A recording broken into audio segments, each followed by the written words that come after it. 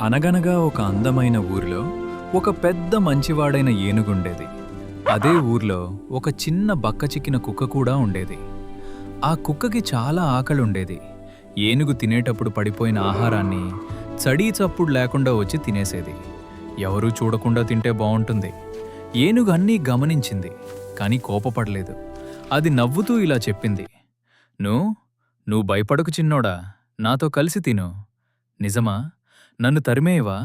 స్నేహితుని ఎందుకు తరిమాలి? ఆ రోజు నుంచి ఇద్దరూ మంచి స్నేహితులయ్యారు.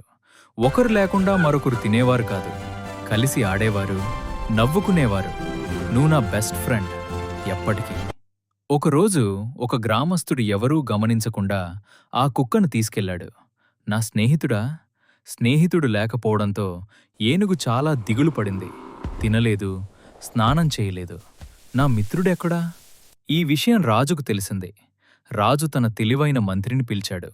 మంత్రి, రాజా, ఏనుగుకి తన స్నేహితుడు కోసం బాధ. మంత్రి సలహాతో రాజు ఒక ప్రకటన చేశాడు. రాజు, ఏనుగు స్నేహితుణ్ణి ఎవరు తీసుకెళ్లారో వారికి జరిమానా వేస్తాం.